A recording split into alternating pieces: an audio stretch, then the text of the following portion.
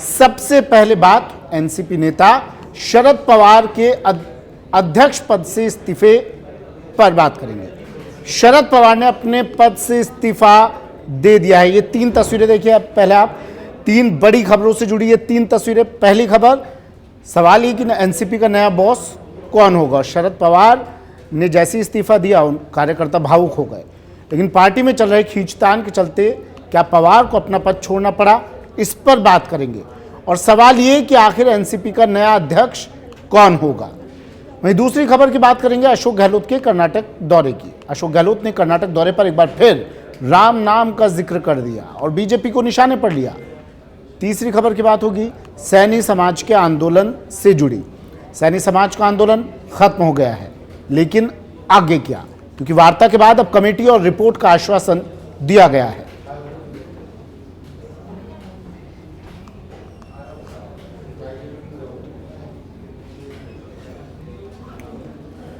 बात सबसे पहले शरद पवार के इस्तीफे की। एनसीपी अध्यक्ष शरद पवार ने अध्यक्ष पद छोड़ दिया है, जिससे एनसीपी में हलचलें तेज हो गई हैं। 82 साल के मराठा क्षत्रप शरद पवार ने यह ऐलान ऐसे वक्त पर किया है जब पिछले दिनों ही एनसीपी में फूट की खबरें सामने आई थी। खबरें थीं कि शरद पवार के भतीजा अजीत पवार एनसीपी के कई विधायकों के साथ बीजेपी में शामिल हो सकते हैं। पवार के इस ऐलान के बाद जमकर नारेबाजी हुई। कार्यकर्ताओं ने शरद पवार से पद ना छोड़ने की अपील की। कार्यकर्ता शरद पवार से फैसला बदलने की अपील करते दिखे। इस दौरान पवार के कुछ समर्थक और कार्यकर्ता रोते हुए भी नजर आए। लेकिन सवाल ये कि अब कमान किसे मिलेगी।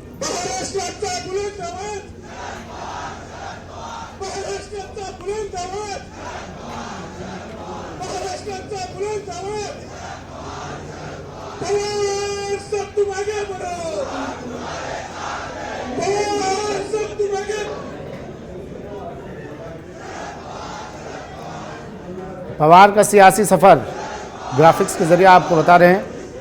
24 साल से एनसीपी के अध्यक्ष शरद पवार महाराष्ट्र की राजनीति में एक बड़ा चेहरा, दिग्गज चेहरा। कांग्रेस छोड़ी 1999 में और इसके बाद एनसीपी बनाई थी।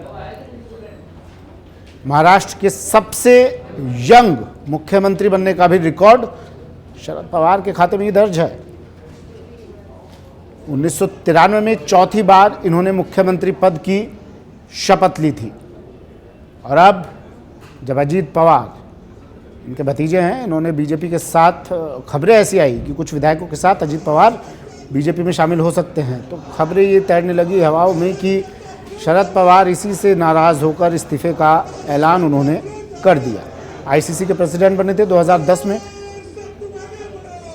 और फिलहाल एनसीपी के अध्यक्ष शरद पवार हैं, लेकिन इस्तीफे के लिए उन्होंने कह दिया कि ठीक है, अब मैं राजनीति से तो जुड़ा रहूँगा लेकिन किसी पद पर नहीं रहूँगा। इतनी ही पारी खेलनी थी जो मैं खेल चुका, अब दूसरों को भी मौका मिलना चाहिए। लेकिन सियासी खींचतान का असर महाराष्ट्र की राजनीति पर।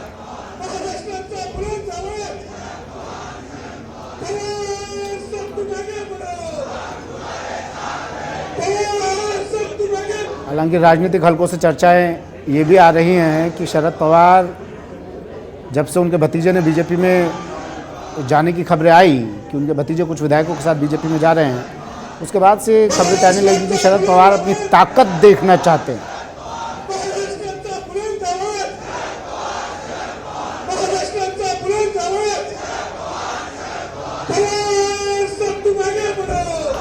इस घोषणा के बाद से कार्यकर्ता भावुक हो गए। कार्यकर्ता रोने लगे, आंख में आंसू थे। और तमाम कार्यकर्ता अपील कर रहे हैं शरद पवार से कि ऐसा कदम मत उठाइए।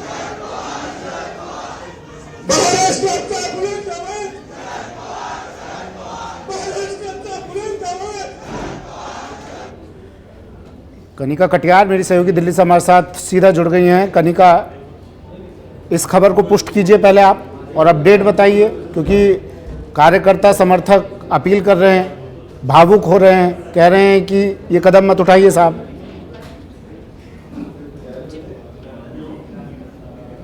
जी बिल्कुल सुबह जी, देखिए साफ तौर पे जिस तरह से आज एनसीपी प्रमुख शरद पवार ने आज अपने अध्यक्ष पद से इस्तीफा दिया। इस्तीफा के जब उन्होंने ऐलान किया, तमाम कार्यकर्ताओं की बैठक चल रही थी, एक प्रोग्राम चल रहा था, उस बीच उन्होंने आज इस्तीफा दिया तो कार्यकर्ताओं के मन में एक भावुकता देखने को मिल रही है। तमाम कार्यकर्ता जो है वो शरद पवार से अपील कर रहे हैं कि अपने इस निर्णय पे एक बार फिर गौर कीजिए और इस्तीफा मत दीजिए। वहीं कार्यकर्ताओं के बीच में एक नया जोश जो है, एक नई भावुकता जो है देखने को मिल रही है। साफ तौर पर कार्यकर्ता जो है वो वहां पर रो रहे हैं, चीख रहे हैं, चिल्ला रहे हैं और शरद पवार से ये गुहार लगा रहे हैं कि शरद पवार को पार्टी अध्यक्ष पद से इस्तीफा नहीं देना चाहिए, वो वापस से इस फैसले में मंथन करें और दोबारा जो है इस फैसले को बदले। वहीं उसके बाद जब उन्होंने ऐलान किया तो कहीं ना कहीं एनसीपी की एक प्रेस कॉन्फ्रेंस हुई जिसमें अजीत पवार, सुप्रिया सुले और शरद पवार तीनों ही शामिल थे। और देखिए जिस तरह से शरद पवार ने आज इस्तीफा दिया, एक बड़ा महत्वपूर्ण फैसला है और तमाम तरह के राजनीतिक पहलू इस पूरे फैसले को लेने में देखा गया, क्योंकि आने वाले समय में 2024 का चुनाव भी है, उससे पहले महाराष्ट्र में भी चुनाव गाड़ी किस तरह से नई रणनीति बनाएगी, इसको लेकर भी लगातार जो है कयास जारी है। और वहीं इससे पहले अगर हम बात करें सुमित जी, तो सुप्रिया सुले ने कई बार इस बात का इंडिकेशन जो है तमाम बयानों से दिया। उन्होंने कहा था कि पार्टी में एक बहुत बड़ा कुछ होने वाला है, तो क्या ये बड़ा जो होने वाला है ये यही था? सुप्रिया सुले ने कहा था कि पार्टी में कुछ दिनों में 2 बड़े भूचाल आने वाले हैं। क्या संकेत उनका पहले भूचाल इस और तरफ था, और अगर था तो दूसरा भूचाल कौन सा आने वाला है?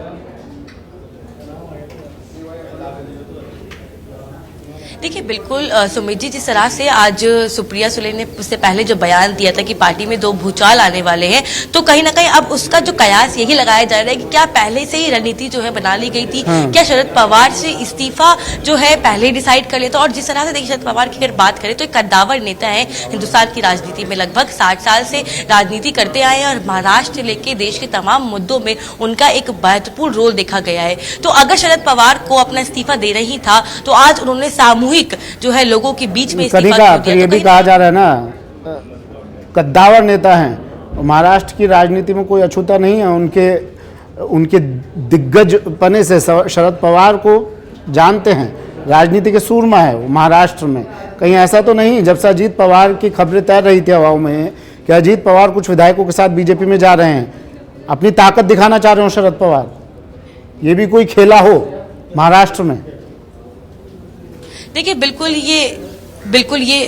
बिल्कुल सुमित, देखिए जिस तरह से आज शरद पवार ने तमाम कार्यकर्ताओं के बीच में ये जो इस्तीफे का ऐलान किया, तो कहीं ना कहीं वो देखना चाहते हैं कि जो कार्यकर्ता हैं उनका क्या मन है, क्या वो अजीत पवार के साथ में, क्योंकि अजीत पवार लगातार ये दावा करते आए हैं कि तमाम जो विधायक हैं लगभग जो है आधे 50% विधायक जो वो अजीत पवार के साथ में, और अजीत पवार जो कयास भी दे रहे थे कि वो बीजेपी में शामिल हो सकते हैं, बीजेपी के साथ हाथ मिला सकते हैं, परंतु शरद पवार जो है वो कभी बीजेपी के साथ हाथ नहीं मिलाएंगे। और इसके बीच एक बड़ी बात यह है कि आज शरद पवार ने जब इस्तीफा दिया तो कहीं ना कहीं वो पार्टी के जो कार्यकर्ता है, जो विधायक है, उनके मन की बात जानने की कोशिश कर रहे हैं। इसे कहीं ना कहीं एक इमोशनल कार्ड भी कह सकते हैं कि किसी तरह से शरद पवार जो है पार्टी के लोगों को या विधायकों के मन की बात जानने की कोशिश कर रहे हैं। उन्होंने जब ऐलान किया तो उन्होंने पूरा एक स्टेटमेंट दिया। उन्होंने कहा कि मैंने बहुत सालों तक इस पार्टी के पद को संभाला है, अब मेरी जो उम्र हो गई है इस हिसाब से मैं जो चाहता हूं कि इस पद पे कोई और आए। तो जिस तरह से जब मान लेते हैं, कनिका मान लेते हैं शरद पवार जो कह रहे हैं वो ठीक है, उनकी उम्र हो गई है और वो अब कह रहे हैं राजनीति से जुड़ा रहूंगा लेकिन पद पर नहीं रहूंगा, ठीक है, मान लेते हैं इस बात को।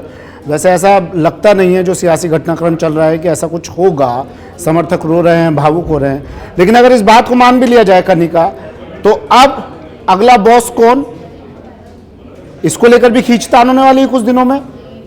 दूसरा भूचाल क्या यही होगा? देखिए बिल्कुल 2 नाम जो हैं, जी बिल्कुल सुमित, देखिए 2 नाम जो हैं, एक तरफ उनकी अपनी बेटी सुप्रिया सुले भी है और दूसरी ओर उनके अपने सगे भतीजे अजीत पवार भी हैं। दोनों के नाम चर्चाओं में है, परंतु हमेशा देखा गया है कि कहीं ना कहीं शरद पवार का जो झुकाव रहा है वो सुप्रिया सुले के लिए ज्यादा रहा है। अजीत पवार दावा तो करते हैं तमाम बातों का, बट अभी देखना होगा कि अगली अध्यक्ष पद की कमान जो है वो आखिरकार किसके हाथों में जाती है। क्या सुप्रिया सुले जो है पार्टी की नई अध्यक्षता बनेंगी, या जो है अजीत पवार को ये जिम्मेदारी दी जाएगी। हालांकि इस बारे में जो है तमाम कयास लगाए जा रहे हैं। हालांकि अजीत पवार ने भी आज जब प्रेस कॉन्फ्रेंस हुई तो उन्होंने कहा कि शरद पवार ने पार्टी के अध्यक्ष पद से इस्तीफा दिया है, पार्टी छोड़ने का कोई उनका इरादा नहीं है, पार्टी में वो अभी भी शामिल है और आने वाले समय में जितने फैसले लिए जाएंगे वो शरद पवार से पूछ के उनकी रजामंदी के साथ ही लिए जाएंगे। तो अभी देखना होगा कि अब जो पार्टी है वो किसको नया अध्यक्ष बनाती है। क्या रिमोट शरद पवार के पास ही रहेगा कनिका, ये कह रही हैं आप?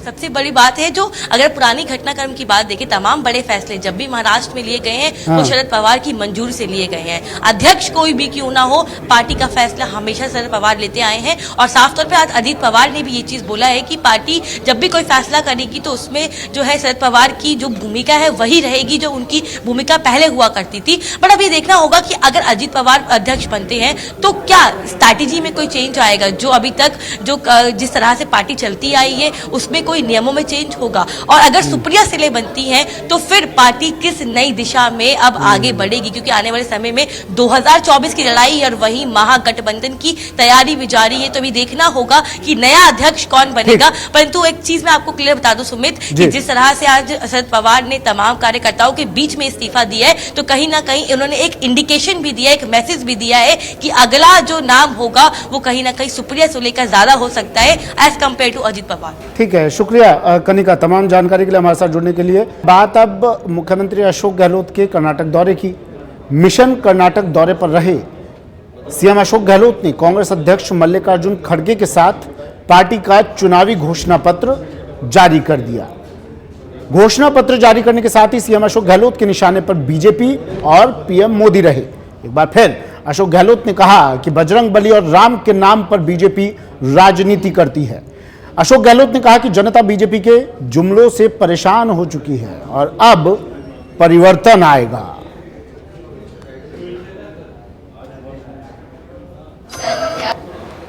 सरकार ने गिरा नहीं कहा चुनाव जीतने के बाद में, उसका करारा जवाब कर्नाटक की जनता देगी इस बार। ये पहली बार हो रहा आजादी के बाद में कि चुनी सरकारों का आप टॉपल कर दो हॉर्स ट्रेडिंग से। जैसे आपके कर्नाटक की सरकार चली गई, मध्य प्रदेश चली गई, महाराष्ट्र चली गई, और मैंने कल भी कहा था बेंगलोर के अंदर राजस्थान बच गई। वहां भी इन्होंने पूरी कोशिश कर ली, कमी नहीं रखी। राजस्थान के अंदर भी आपको मालूम है क्या क्या नहीं किया इन्होंने। लोकल मुद्दों में आप तुलना करो कांग्रेस की और बीजेपी की। जब सरकारें कांग्रेस की उनकी तुलना करो, बीजेपी की सरकारों से तुलना करो, तो कर्नाटक वासियों को हम कहना चाहते हैं कि अगर आप सरकार हमारी बनाते हैं, आप पता कर लीजिए देश के अंदर क्या जब सरकारें कांग्रेस की है उसकी वेलफेयर स्कीम है। क्योंकि राहुल गांधी ने एक बात कही थी कि जनता क्या सोचती है वो मैनिफेस्टो में लाओ। हम वादे वही करते हैं जो कर सकते हैं, निभा सकते हैं। उस पर कांग्रेस की क्रेडिबिलिटी बहुत हाई है। इन्होंने खुदे वादे किए, वो वादे नहीं निभा पाए। किसान दुखी है, मजदूर दुखी है, युवा दुखी है, बेरोजगारी बढ़ती जा रही है, कोई चिंता ही नहीं है। हमें उम्मीद है कि इस बार कर्नाटक की जनता भारी बहुमत से सरकार बनेगी कांग्रेस की। धन्यवाद। किसको? बजरंग दल का नाम ले ले, बजरंग बली की नाम लो। बजरंग बली तो सबके लिए है। इन्होंने जानबूझ के ये बजरंग बली के नाम का, राम के नाम का ये राजनीति करते हैं। हम सबके हिंदुस्तान के लोगों के लिए आस्था के केंद्र है वो, चाहे वो राम मंदिर हो और चाहे वो बजरंग बली हो। दिनेश डांगी मेरे सहयोगी हमारे साथ फोनलाइन पर जुड़ गए हैं। दिनेश, राम नाम की लूट मची हुई है और सब लूट रहे हैं इसे अपने अपने तरीके से। आम चुनाव में देखा करते थे हम, लोकसभा चुनाव में देखा करते थे कि हाँ राम मंदिर की बात हो रही है, भगवान राम की बात हो रही है। अब क्या ये कर्नाटक चुनाव में भी यही मुद्दा रह गया है? देखिए आप देख सकते हो कि भाजपा इस चुनाव को ध्रुवीकरण की तरफ लेती जा रही है। आज जिस तरह कांग्रेस ने अपना घोषणा पत्र जारी किया उसमें बजरंग दल जैसे संगठन को हम सरकार में आने पर प्रतिबंध लगाने की बात की गई। ये जुड़ा सवाल आज सीएम अशोक गहलोत से मैंगलोर के अंदर प्रेस कॉन्फ्रेंस में पूछा गया तो उन्होंने कह सकते हैं कि बहुत अच्छा जवाब दिया कि बजरंग बली और भगवान राम सबके आदर्श है, इन्होंने इनके नाम पर संगठन बना के इसके बारे में क्या कहें। अब इनके पास कोई मुद्दा बचा नहीं। ये सीएम अशोक गहलोत ने कहा ये जो हम गारंटी दे रहे हैं और स्कीम्स दे रहे हैं उसका मुकाबला कैसे करें, चुनाव कैसे जीते, तो ये अपने पुराने प्रोपेगेंडा और एजेंडा पर आ गए। ये कांग्रेस का आरोप है। जिस तरह यूनिवर्सल सिविल कोड लागू होने की बात की अपने घोषणा पत्र में भाजपा में, तो अब चुनाव ध्रुवीकरण बना गारंटी स्कीम के यहाँ पर होता जा रहा है। और लगातार जिस तरह खड़गे ने बयानबाजी की मोदी के खिलाफ, फिर 20 कन्या कहा उनके भाजपा के एक नेता ने, तो हम कह सकते हैं कि चुनाव में 6 दिन बचे। 8 मई को आचार संहिता वो लग जाएगी, उसके बाद कैंपन पर रोक लग जाएगी और 10 मई को मतदान होना। तो कल बयानबाजी और जो एजेंडा प्रोपेगेंडा वो भी कह सकते हैं बदलाव के साथ पूरी शबाब पर है। अच्छा, कर्नाटक में भी राजस्थान मॉडल पर चुनाव लड़ने जा रही है क्या कांग्रेस? जी देखिए, आज घोषणा पत्र जो कांग्रेस ने जारी किया है उसमें जो गहलोत की स्कीम्स है उसकी छाप देखी जा सकती है। यहाँ वादा किया है कि हम 200 यूनिट तक घरेलू बिजली फ्री देंगे। कर्नाटक में हमारी सरकार आई। इसके अलावा बीपीएल परिवार को 10 किलो खाने के पैकेट बांटना है, जैसे राजस्थान में 5 किलो फूड पैकेट है वो बांटे जा रहा है। इस तरह के जो वादे किए गए हैं तो कह सकते हैं कि गहलोत के या राजस्थान सरकार के जो मॉडल है उसकी यहाँ भी छाप देखी जा सकती है। घोषणा पत्र में क्या कुछ खास रहा आज? देखिए, घोषणा पत्र में जैसा कि बताया कि 10 किलो बीपीएल परिवार है उसको हम राशन देंगे, 200 यूनिट तक वो देंगे और जो महिलाएं वो कर्नाटक सरकार की जो बसें हैं उनमें उनको पूरी तरह से फ्री सफर मिलेगा। राजस्थान में महिलाओं को आधे पैसों में सफर की सौगात दी गई है। इसके अलावा जो ग्रेजुएट है या जो बीजेपी सवाल पूछती है कि भैया घोषणा पत्र के सहारे आप चुनाव जीत लोगे क्या? कर्नाटक का किला फतेह कर लोगे क्या? आपके नेताओं को तो संभाल लीजिए पहले। देखिए, बिल्कुल दोनों ही तरफ से बयानबाजी जारी है। अशोक गहलोत ने भी कहा भाजपा का घोषणा पत्र झूठ का बोलता है। कांग्रेस उतना ही वादा करती है जितना वो पूरा कर पाती है। हाँ, अच्छा, एक आखिरी सवाल दिनेश, क्या कर्नाटक के रण में इस बार राम नाम के साथ ही आगे बढ़ा जाएगा? शोर रहने वाला है राम के नाम का, राम मंदिर का? जी बिल्कुल, जिस तरह कल भाजपा ने अपने घोषणा पत्र में सिविल कोड की बात की, आज बजरंग दल संगठन को प्रतिबंध की बात की, तो अब चुनाव कह सकते हैं कि दूसरी पटरी पर यहाँ पर जा रहा है। और कहीं न कहीं अंतिम चरण में जब चुनाव है, 6 दिन का कैंपेन बचा है, तो ये चीजें इसी तरफ जाती यहाँ पर दिख रही। ठीक है, शुक्रिया दिनेश तमाम जानकारी के लिए। दिनेश डांगी मेरे सहयोगी हमारे साथ फोन लाइन पर जुड़े। राजस्थान का मॉडल और इस मॉडल को लेकर चुनाव कर्नाटक में भी, कर्नाटक विधानसभा चुनाव के रण में गहलोत ने राम के नाम का जिक्र किया। घोषणा पत्र कांग्रेस ने आज जारी किया। खबर भरतपुर से है। भरतपुर में 12% आरक्षण को लेकर सैनी और माली समाज ने आंदोलन को खत्म करने की घोषणा कर दी है। आंदोलन स्थगित करने की घोषणा के बाद पुलिस प्रशासन अब रास्ते को खुलवाने की कोशिश कर रहा है। बता दें कि जयपुर में आरक्षण संघर्ष समिति और पिछड़ा वर्ग आयोग के मध्य वार्ता हुई, जिसमें पिछड़ा वर्ग आयोग ने 10 वर्ष में राजस्थान के समस्त जिला कलेक्टरों की 10 दिन में रिपोर्ट तैयार करने और उसके बाद जल्द सर्वे करवाने का लिखित में आश्वासन दिया। इसके बाद आंदोलनकारी संघर्ष समिति के सदस्य धरना स्थल पर आए, जिन्होंने समाज के सामने आंदोलन को लेकर संयोजक मुरारी लाल सैनी ने प्रतिनिधिमंडल के सामने आंदोलन स्थगित करने की घोषणा की। आरोदा में जो NH21 पे हमारा जो माली सैनिक कुशवाहा के मौर्य समाज का आरक्षण को लेकर के हमारा जो आंदोलन चल रहा था, वो आज हमारी जो कल कमेटी की वार्ता OBC आयोग में हुई थी, उसके बाद में आज उसे स्थगित कर दिया गया था। आज थोड़ा सा तमाम जो यहाँ के लोग थे उनमें विरोध था कि नेताओं ने जो इनको संतुष्ट करने में थोड़ी नाकामयाबी रखी। हालांकि बाद में जैसे तैसे करके सबको संतुष्ट किया गया और जो 10 दिन का समय OBC आयोग ने लिया है जनगणना करने का, आर्थिक रूप से जो राजनीतिक रूप से और सरकारी नौकरियों में जो उन्होंने दिया है जनगणना करने का समय, तो वो हम सरकार को दोबारा यहाँ हमने लेटर दिया है लिख करके, भाई 15 दिन में यदि आप नहीं करते हो तो दोबारा हम बड़े रूप में किसी भी आंदोलन का रूप तैयार। जो यहाँ आंदोलन का जो 12वां दिन है, 1 मई को जो हमारी OBC आयोग से वार्ता होनी थी, उस आयोग से जो वार्ता हुई उसमें ये तय हुआ कि 10 दिन में हम कलेक्टरों को 10 दिन में रिपोर्ट मंगा रहे हैं और 10 दिन में जब कलेक्टर रिपोर्ट भेज देंगे तो 1 महीने में हम सर्वे करा करके सरकार को दे देंगे। और ये यहाँ आकर के पूरी समाज के जो पंच पटेल हैं उनसे मैं चर्चा हुई, सबके सहयोग से सहमति से हम लोगों ने आज 12वें दिन इस आंदोलन को स्थगित किया है आगामी आदेश तक। हम उनके लिए जो दूसरे समाज के हमारे भाई हैं उन्होंने माली सैनिक कुशवाहा साहब मौर्य समाज का जो आंदोलन का समर्थन किया है, हम उनको बहुत बहुत धन्यवाद। चलिए बिग 3 में आज के लिए इतना ही, दीजिए इजाजत, नमस्कार।